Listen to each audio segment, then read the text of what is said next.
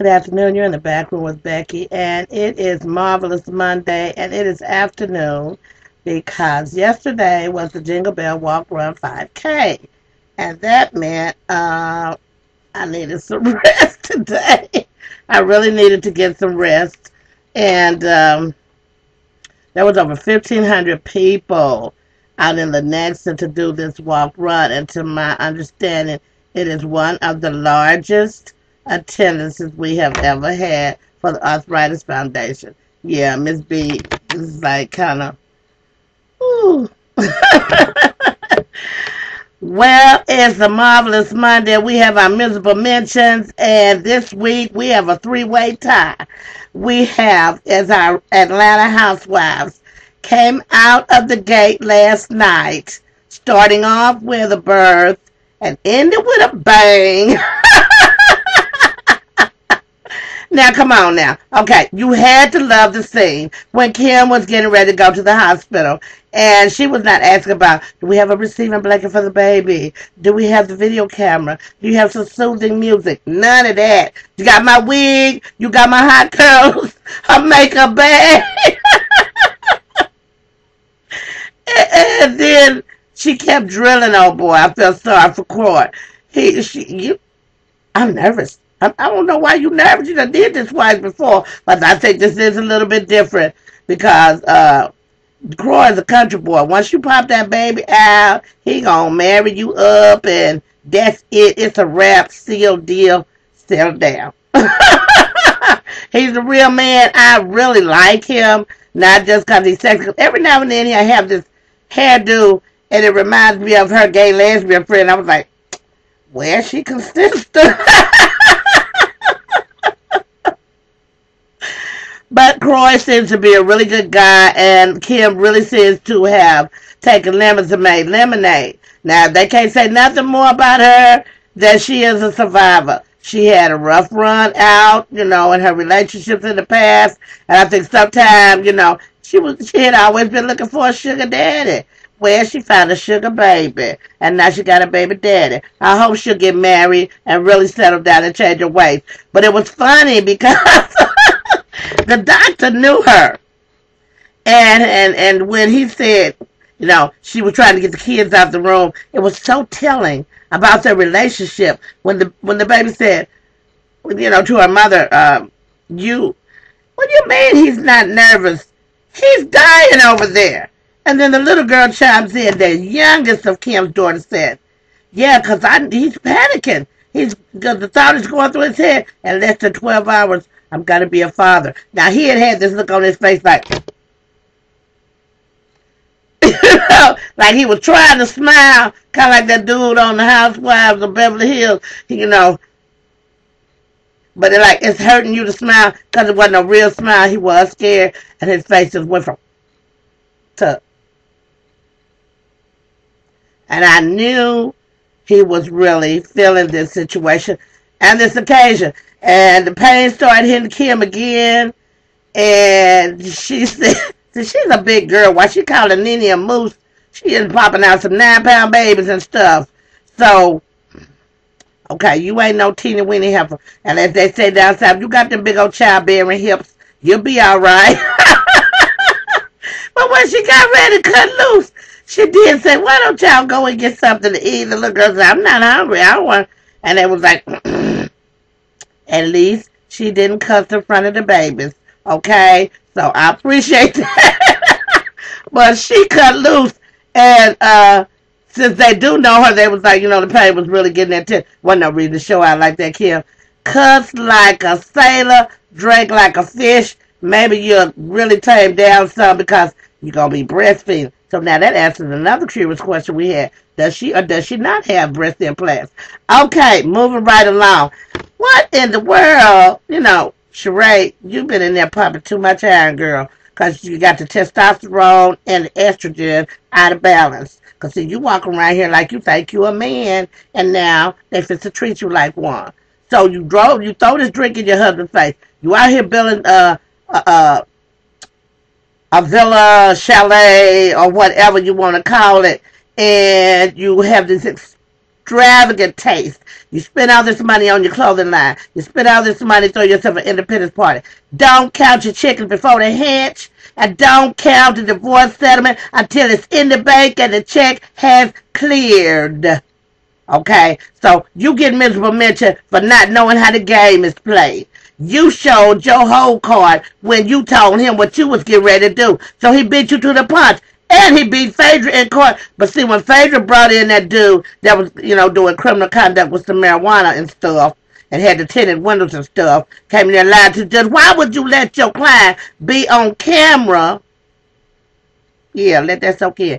On camera when he guilty as hell. The judge is your friend. You think he ain't gonna watch the show? This is what I'm always at. You think they're not gonna watch the show? Really? He's on the show. So your client going to jail and Phaedra will keep on getting his money. Can you say Shiesty? Second place for miserable mention, Phaedra Parks.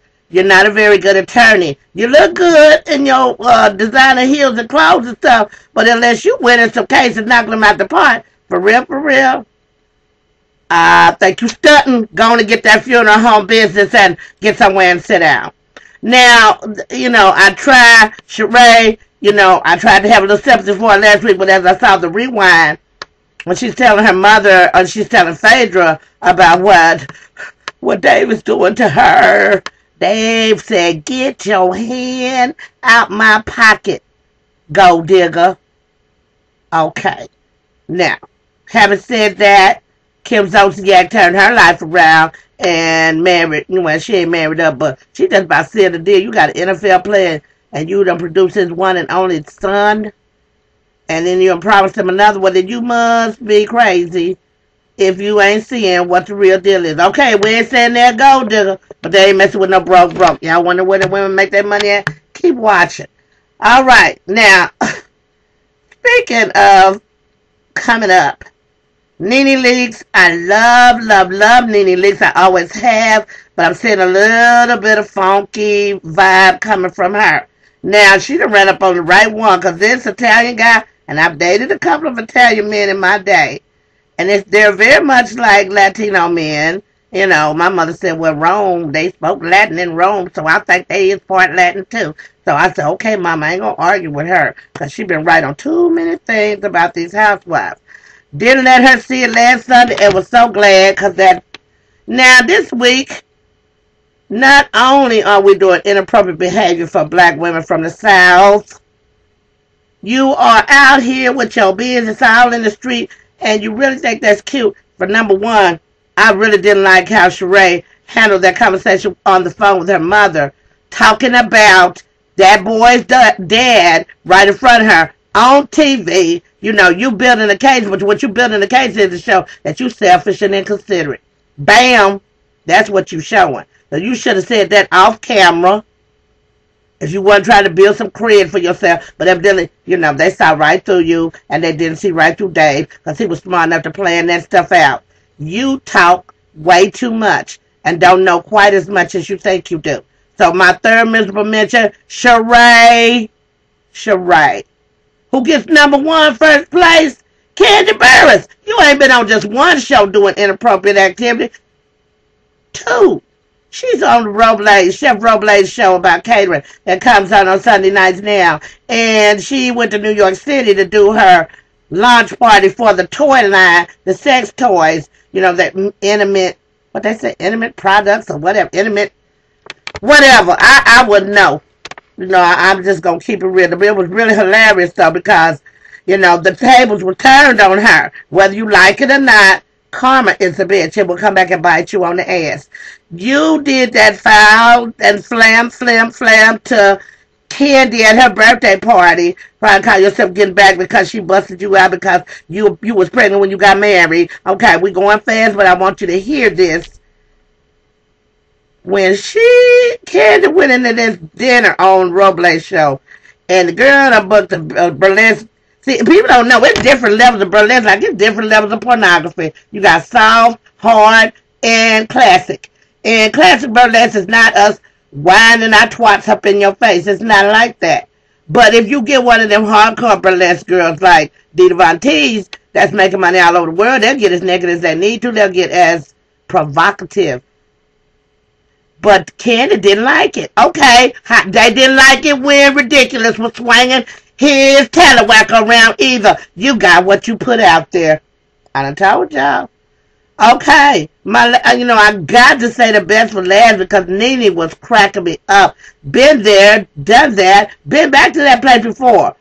And I'm saying to you, you sometimes when we ask for it and put it in the universe, when we get it, we don't know what to do with it. You said last season that you would come back single, at least separated, and you may date a white man. You was looking at that might be the thing for you to do. Now you got this nice Italian man with some Skrilla.